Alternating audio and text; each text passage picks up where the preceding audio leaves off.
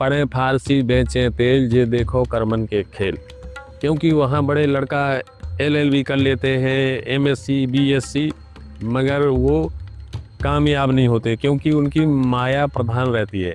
और हमारे यहाँ कें करिए लक्षण विलक्षण मोक्ष भाजो, रामानुजो विजयते यतिराज राजा।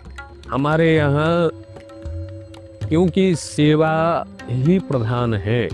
अगर बच्चा संस्कारवान बन गया, सेवा परायण बन गया, भगवत परायण बन गया, भगवान नारायण हेतु न हुए भी निर्हित की कृपा कर देते हैं। तो अपने आप, क्योंकि जो लक्ष्मी नारायण का परम आराध्य है हमारे, उनका अनुयायी बन गया तो लक्ष्मी जी कभी भी लक्ष्मी की कमी नहीं होने देती है। गरुड़ पुराण क्या है? क्या जो जैसा कि है, जो भी जीव पैदा हुआ है वो मरेगा, और फिर मरने के बाद की यात्रा क्या होती है? तो गरुड़ पुराण में यथार्थ लिखा है, पुत्र रोते हैं, पिता रोता है, माँ रोती है और पत्नी रोती है। अगर जीव आत्मा चली जाती है तो गरुड़ पुराण के द्वारा जब वो सुनते हैं तो उनका जो मोह होता है तो भंग हो जाता है। अगर व्यक्ति उस आत्मा के लिए मोह बनाते रहते हैं तो वह आत्मा भटकती रहती है, उसका उद्धार नहीं होता है। क्योंकि इसीलिए गरुड़ पुराण के द्वारा व्यक्ति को संदेश गरुड़ पुराण देती है कि ये तो पुनरपि जननम पुनरपि मरणम पुनरपि जठरे सहनम। तो मैं कितने बार माता के उदर में नहीं आता हूँ और कितने बार मैं जन्म नहीं लेता हूँ, कितने बार मैं मृत नहीं होता हूँ। ये सब गरुड़ पुराण के द्वारा व्यक्ति को बताया जाता है। क्योंकि अगर व्यक्ति उस आत्मा के लिए शोक करता है, रुदन करता है, तो वो आत्मा भटकती रहती है। इसलिए शोक और मोह नहीं करना चाहिए। कौन सा नरक किस कार्य करने से मिलता है? जैसे मांस पाते हैं लोग तो उनकी देह को काट करके वो वहाँ उनको देते हैं, और जो दूसरे का धन हनन करते हैं और कभी उसने अन्न का दान नहीं किया है तो वहाँ उनको तृण का भोजन मिलता है, अन्न का भोजन नहीं मिलता है कि जा तूने कभी अन्न दान नहीं किया है, जा तू इसी को खा, स्वर्ण को। और जो दूसरे का धन का हरण करके दूसरे को प्रताड़ना करता है तो उसको उसी की देह का मांस मिलता है कि तेने इसका अपने शरीर में लगाया, अपने उपभोग में लगाया, दूसरे का धन का हरण किया है, तो इसलिए ले तेरे को शरीर को काट करके ही तेरी ही लाश तेरे को खाने को मिलेगी। और जो दूसरे की माता बहनों पे कुदृष्टि डालता है, परेशान करता है, तो उसको मल मूत्र का कीड़ा बना देते हैं कि तू इसी में मस्त रहो। नमस्कार मित्रों, स्वागत है आप सभी का एक बार फिर मेरे YouTube चैनल पर। तो मित्रों, एक बार फिर हम घूमते घामते हुए आ पहुंचे हैं बुंदेलखंड की पावन धरा पर। बुंदेलखंड में अपने भीमकुंड है जो काफ़ी रहस्यमयी है, जिसके बारे में सभी जानते हैं। साथ ही यहाँ पर एक प्राचीन गुरुकुल बहुत समय से चल रहा है, इसका संचालन महाराज जी के द्वारा किया जा रहा है। महाराज जी सीताराम। सीताराम। महाराज जी बताइए कि गुरुकुल का संचालन कब से हो रहा है यहाँ पर? लक्ष्मीनाथ समारंभाम नाथया मुनि मध्यमाम अस्मदाचार पर्यंतम वंदे गुरु परंपराम। यह गुरुकुल 1961 से संचालन हो रहा है और हमारे पूज्य स्वामी अच्युताचार्य जी महाराज के द्वारा गुरुकुल की स्थापना हुई।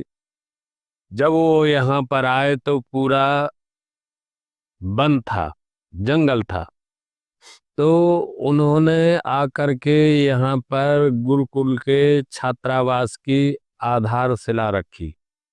और वह बड़े त्यागी तपस्वी संत थे, क्योंकि वो अन्न ग्रहण नहीं करते थे, जंगल का कंदमूल पा करके अपना भजन साधना त्याग तपस्या के बड़े तपस्वी संत थे।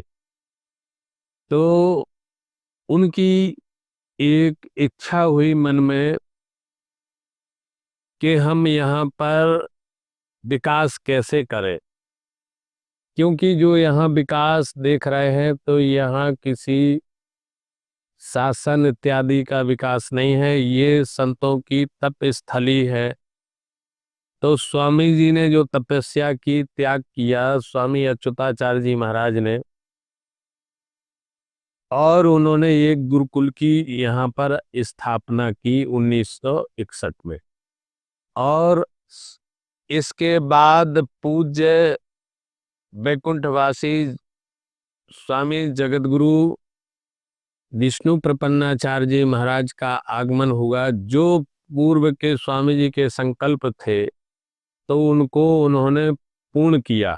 यज्ञशाला बनवाई कि बच्चे यहाँ पर नित्य होम करें, देवालय बनवाया, क्योंकि गुरुकुल में जब तक पूर्ण रूप से बच्चों को शिक्षा न दी जाए कि मंदिर में ऐसे जाना पड़ता है, तब तक बच्चों को संस्कार नहीं आते हैं।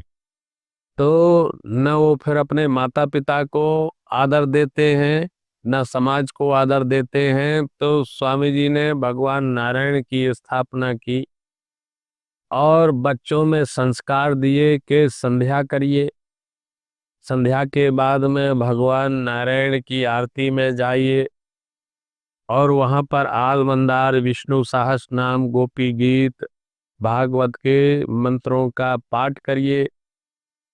इसके बाद में स्वामी जी ने इस गुरुकुल की और गौशाला की स्थापना करके और बड़ी तीव्र गति से चलाया, जो कि आज आपको देखने में मिल रहा है कि यहाँ पर 90-95 छात्र रहते हैं।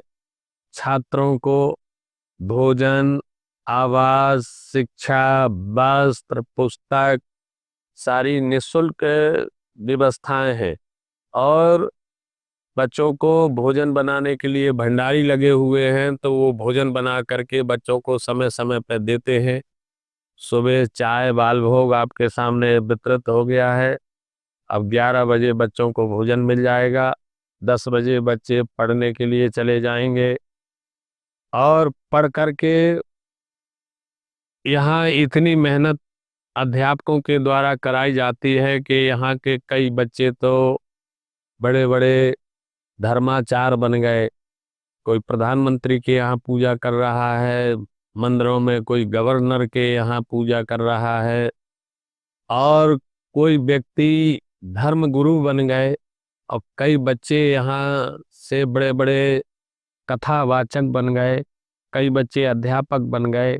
यही हमारा पूर्व से जो हमारे आचार्यों का संकल्प है, और उसी संकल्प को हम लगे रहते हैं किसी तरह से कि हमारे आचार्यों के संकल्प पूर्ण हो और बच्चों सुयोग बने, संस्कार दिए जाते हैं और बच्चे सुयोग बन करके अपना जीवन को उज्जवल बनाएं, भविष्य अपना उज्जवल बनाएं और अपने गुरु का, अपने माता पिता का मान बढ़ाए। मान सम्मान बढ़ाएं, कीर्ति बढ़ाएं। यही हमारा उद्देश्य है। महाराज जी, जैसे देखा जाए तो जो आजकल की एजुकेशन है वो माया प्रधान है, और कहीं ना कहीं गुरुकुल की जो एजुकेशन है वो संस्कार प्रधान है। तो आप इन दोनों में क्या अंतर देखते हैं? देखिए, गुरुकुल में हमारे यहाँ सिखाया जाता है सेवा ही परमो धर्मः, किंकर्य लक्षण विलक्षण मोक्ष भाजो, रामानुजो विजयते यत राज राजहा। हमारे यहाँ सिद्धांत में कहा गया है, वहाँ क्योंकि पढ़े फारसी बेचे तेल, जे देखो करमन के खेल। क्योंकि वहाँ बड़े लड़का LLB कर लेते हैं, MSc BSc, मगर वो कामयाब नहीं होते, क्योंकि उनकी माया प्रधान रहती है। और हमारे यहाँ किंकरिय लक्षण विलक्षण मोक्ष भाजो रामानुजो विजयते यतिराज राजा। हमारे यहाँ क्योंकि सेवा ही प्रधान है।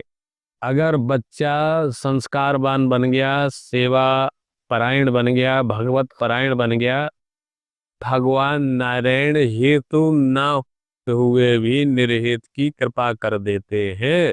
तो अपने आप, क्योंकि जो लक्ष्मी नारायण का परम आराध्य है, हमारे उनका अनुयायी बन गया, तो लक्ष्मी जी कभी भी लक्ष्मी की कमी नहीं होने देती है।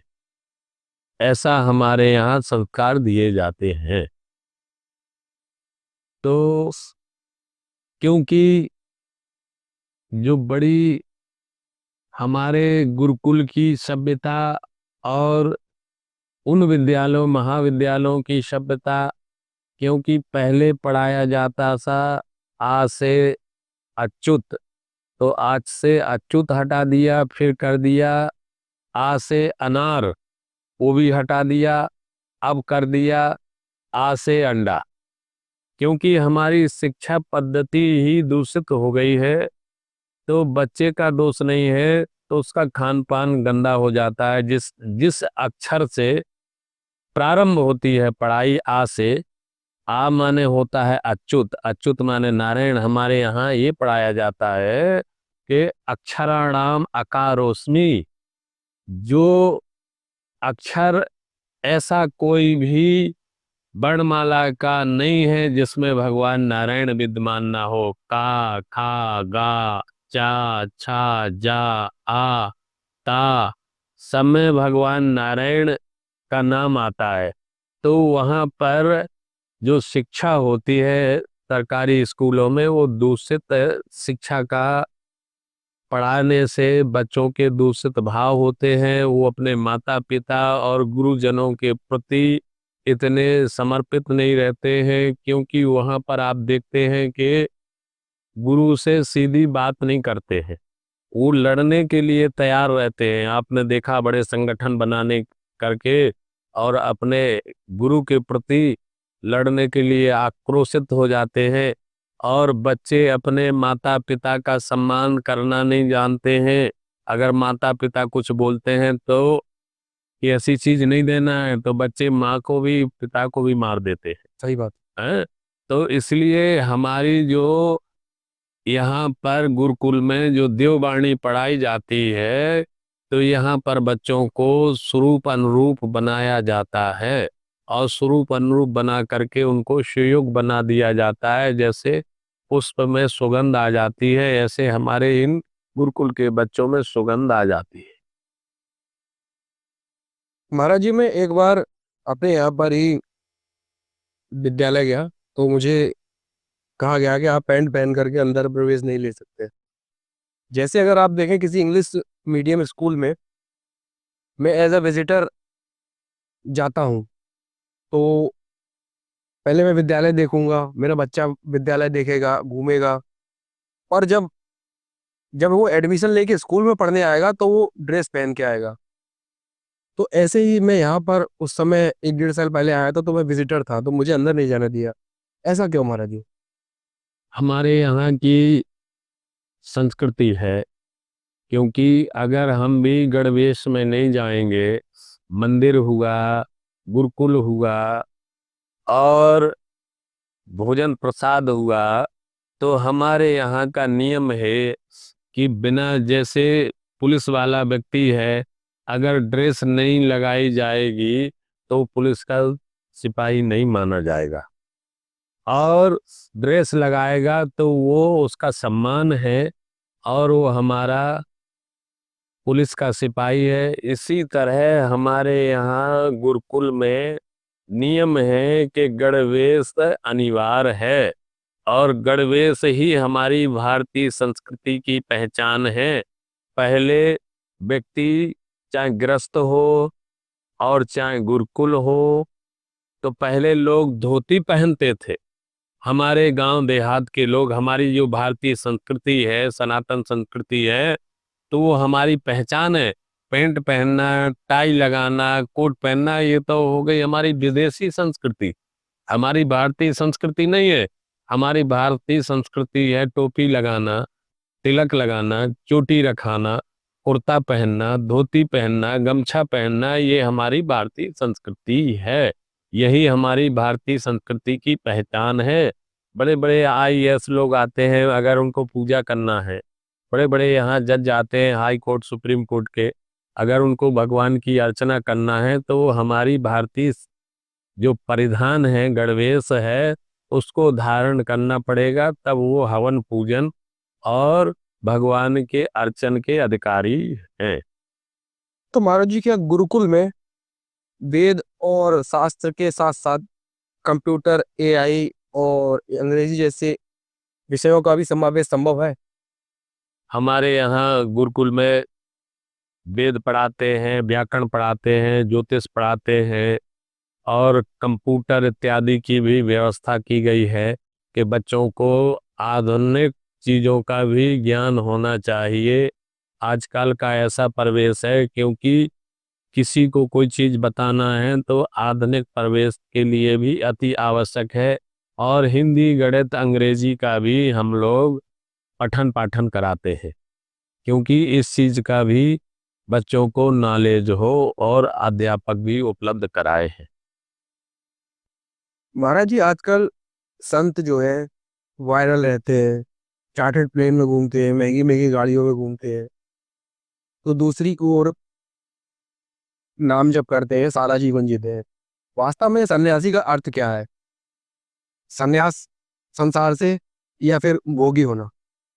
देखिए, साधु के लिए तो जितना त्याग हो और जितने भौतिक सुख सुविधाओं में लिप्त होते हैं, उतने ही परमात्मा दूर होते। जितने हम भौतिक संसाधन में जुट जाते हैं, चार्टर्ड प्लेन में घूमना या भौतिक संसाधन जुटाना, उतने ही परमात्मा हमसे दूर हो जाते हैं। और भगवान तो जितना ठठीचरी में आनंद लो और जितना भगवान का नाम जप करो, उतना ही परमात्मा आपके पास में रहते हैं। भगवान नारायण के पार्षद थे, उनके हाथ में दो बही खाता थे। तो एक बही खाता में लिखा था कि भगवान को चाहने वाले भक्तों की बही, और दूसरी बही थी खाता कि कितने भक्तों को भगवान चाहते हैं। तो एक संत थे और भगवान नारायण के पार्षद बही खोल रहे थे, तो बोले भैया ये क्या है? बोले ये बही है। बोले किस चीज की? बोले भगवान को कितने भक्त उनके चाहते हैं। तो वो खोलते गए, पन्ना पलटते गए और अंत तक पूरी बही देख ली, और उस बही में उन संत का नाम नहीं था। तो संत रोने लगे कि बताइए, मैं भगवान को नहीं चाहता हूँ और मेरा इस बही में नाम नहीं है। जब दूसरी बही खोली तो बोले ये क्या है? बोले ये वो बही है कि भगवान कितने भक्तों को चाहते हैं। जैसे ही पन्ना खोला तो पहले ही लिखा था हरिदास, और वो संत तो नाचने लगे कि बताइए, मैं भगवान को नहीं चाहता हूँ, भगवान मेरे को चाहते। तो अनन्यास चेता सततम निरंतरः, जो अनन्यास मने अनन्य हो करके भगवान की भक्ति को करता है, सततम मने निरंतर, जैसे नदी की धार निरंतर बहती रहती है, इसी तरह भगवान का निरंतर जाप करते रहो तो भगवान अपने भक्तों की रक्षा करते हैं। और चार्टर्ड प्लेन या भौतिक संसाधन से भगवान हमेशा दूर रहते हैं। भगवान कहते हैं भाव को भाव अनख आलस हूँ, नाम जपत मंगल दिस दस हूँ। भाव से कुभाव से कैसे भी मेरा नाम जपिए, तुम्हारा मंगल ही मंगल होगा 10 दिशाओं में। तो महाराज जी, आप ऐसे संतों के बारे में क्या कहेंगे? अब मैं तो कुछ नहीं बोल सकता हूँ किसी संत के बारे में, क्योंकि देखिए, सब बड़े बड़े महापुरुष हैं, बड़े बड़े संत हैं। मैं कुछ नहीं बोल सकता हूँ किसी के बारे में।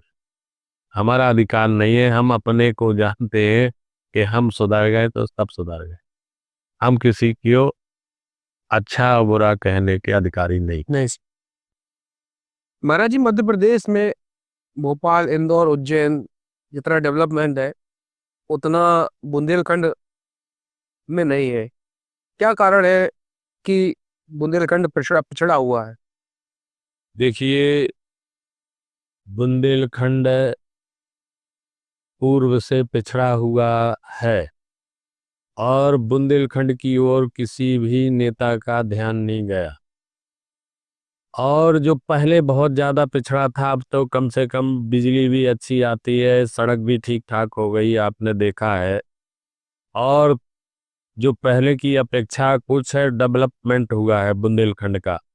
बुंदेलखंड में कॉलेजें हैं, हॉस्पिटल हैं, ये शासन ने काफ़ी ध्यान दिया है और शिक्षा पे भी जोर दिया है। तो पहले की अपेक्षा काफ़ी डेवलपमेंट बुंदेलखंड का हुआ है, पहले ज़्यादा पिछड़ा था। जी। महाराज जी, थोड़ा गरुड़ पुराण के बारे में जानना चाहता हूँ मैं। गरुड़ पुराण क्या है? क्या जो जैसा कि है, जो भी जीव पैदा हुआ है वो मरेगा, और फिर मरने के बाद की यात्रा क्या होती है? देखिए, गरुड़ पुराण वो एक व्यक्ति के यथार्थ मूल सत्य के लिए, यथार्थ सत्य क्या है अगर देखना है तो वो गरुड़ पुराण के अंतर्गत लिखा हुआ है।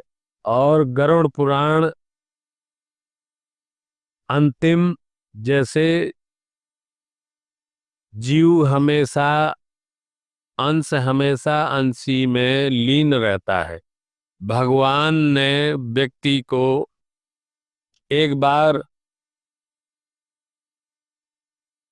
माँ की इच्छा थी कि मेरा पुत्र कम आयु में चला गया और मैं चाहती हूँ कि मैं अपने पुत्र को देख लूं। तो जब पुत्र को बुलाया गया जीव आत्मा के द्वारा छाया के रूप में, और पिता अपना मोह दिखाने लगा, मेरा बेटा असमय में चला गया है मेरे इसको छोड़ करके। तो उस आत्मा ने कहा कि देखो, मैं कितने बार तुम्हारा बाप नहीं हुआ हूँ और तुम मेरे बेटे नहीं हुए हो और आप मेरे पिता नहीं हुए हो, मैं तुम्हारा पुत्र नहीं हुआ हूँ। इसलिए अंश हमेशा अंशी में लीन होता है, क्योंकि ये सब माया मोह का नाता है। इससे माया मोह नहीं करना चाहिए। जो व्यक्ति जितने दिन के लिए आता है और उसकी यात्रा पूर्ण होने पर वो अंत में वही भगवान के भगवत धाम को चला जाता है। तो गरुड़ पुराण में यथार्थ लिखा है, पुत्र रोते हैं, पिता रोता है, माँ रोती है और पत्नी रोती है। अगर जीव आत्मा चली जाती है तो गरुड़ पुराण के द्वारा जब वो सुनते हैं तो उनका जो मोह होता है तो भंग हो जाता है। अगर व्यक्ति उस आत्मा के लिए मोह बनाते रहते हैं तो वह आत्मा भटकती रहती है, उसका उद्धार नहीं होता है। क्योंकि इसीलिए गरुड़ पुराण के द्वारा व्यक्ति को संदेश गरुड़ पुराण देती है कि ये तो पुनरपि जननम पुनरपि मरणम पुनरपि जठरे सहनम। तो मैं कितने बार माता के उदर में नहीं आता हूँ और कितने बार मैं जन्म नहीं लेता हूँ, कितने बार मैं मृत नहीं होता हूँ। ये सब गरुड़ पुराण के द्वारा व्यक्ति को बताया जाता है। क्योंकि अगर व्यक्ति उस आत्मा के लिए शोक करता है, रुदन करता है, तो वो आत्मा भटकती रहती है। इसलिए शोक और मोह नहीं करना चाहिए, तो उस आत्मा का उद्धार हो जाएगा। ये गरुड़ पुराण में बताया गया है। तो महाराज जी, गरुड़ पुराण को मृत्यु के बाद ही क्यों पढ़ा जाता है? इसलिए पढ़ा जाता है कि यथार्थ सत्य ये है। जो व्यक्ति माया मोह में भूला रहता है, भटकता है, जब व्यक्ति समाप्त हो जाता है, तो जब वो ले जाते हैं और पैसे फेंकते हैं ऊपर से, मखाना फेंकते हैं। क्यों फेंकते हैं मखाना? इसलिए फेंकते हैं कि तुम कितना फूला फूला था, अब देख फूल, अहंकार कर कि मैं बड़ा धनवान हूँ, मैं बड़ा बलवान हूँ, मैं बड़ा जयजात वाला हूँ, मैं बड़ा वो हूँ। तो वो बहुत ज्यादा फूला फूला रहता था, तो इसलिए मखाने फेंके जाते हैं। और धन को एकदम जकड़ के रह जाता था, तो इसलिए पैसा फेंकते हैं ऊपर व्यक्ति के। पहले तो तूने बहुत पैसे को उठाया है, और अगर तेरे अंदर दम है तो जे पड़े अब उठा। सही। अगर तेरे में दम है तो उठा। तो इसीलिए गरुड़ पुराण में बताया गया है, क्योंकि मृत्यु यथार्थ सत्य है। क्योंकि जब व्यक्ति मर जाता है तो चार लोग ले जाते हैं और बोलते हैं राम नाम सत्य है। तो इसीलिए लोगों को लगता है जब व्यक्ति चला जाता है कि वास्तव में यथार्थ सत्य ये।